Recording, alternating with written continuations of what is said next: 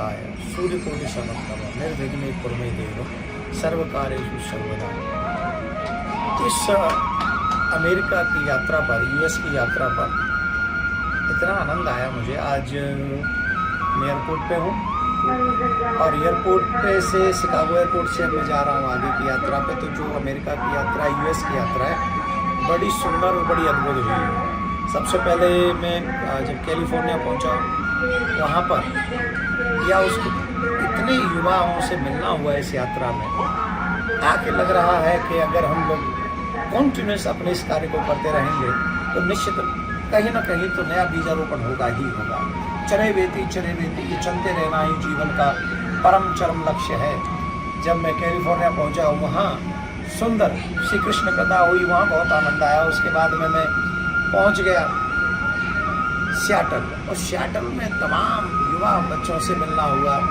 युवा वाहिनी एक तरीके से आ गई और वहाँ सियाटल में अद्भुत भगवान की कथा का आनंद आया। उसके बाद मैं पहुँचा टेक्सास, और टेक्सास में जब मैं पहुँचा तो वहाँ पर भी जिस तरीके से, जिस जोश के साथ युवाओं ने, श्रोताओं ने, सनातनियों ने जिस तरीके का अपना जोश दिखाया, वो अद्भुत है, वो विलक्षण है। एक बहुत बड़ा, मेरा ये कहूँ कि टेक्सास ने हमारा मन मोह लिया, ऐसा आनंद आया वहाँ पर। उसके बाद मैं न्यू जर्सी पहुँचा, और न्यू जर्सी में एक सबसे अच्छी बात ये रही कि जो सनातन को चाहिए कि वृद्धों का अनुभव और सनातनियों युवाओं का जोश, वो दोनों चीज़ें मुझे न्यू जर्सी में मिली।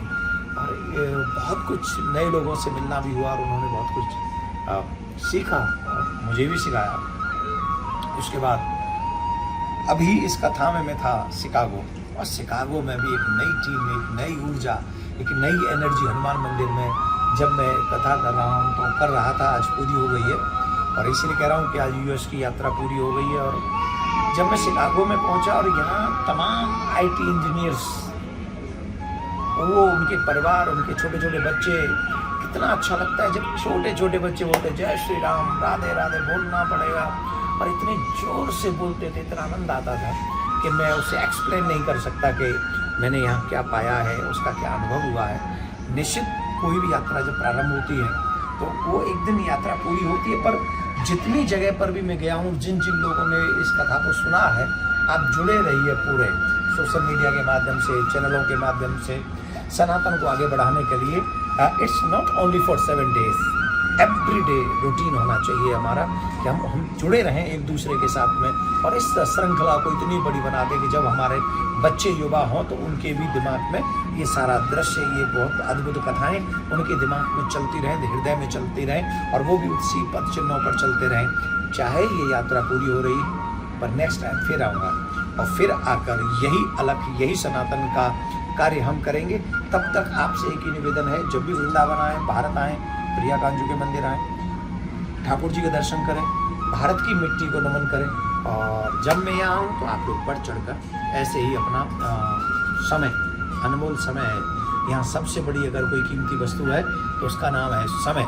क्योंकि आज यहाँ सबके पास बहुत सारी चीज़ें हैं, पर समय किसी के पास नहीं है, और आप लोगों ने वो समय दिया था, उसके लिए मैं बहुत आभारी हूँ। मुझे बहुत आनंद आया। नेक्स्ट टाइम उससे भी अच्छा कार्य हो, हम ऐसा प्रयास करेंगे। तब तक के लिए खुश रहिए, आनंद में रहिए, अपने बच्चों को संस्कार देते रहिए, सनातनी बनाते रहिए। आप भी सनातनी दिखना नहीं है, सनातनी बनना है। Radhe Radhe. God bless all of you.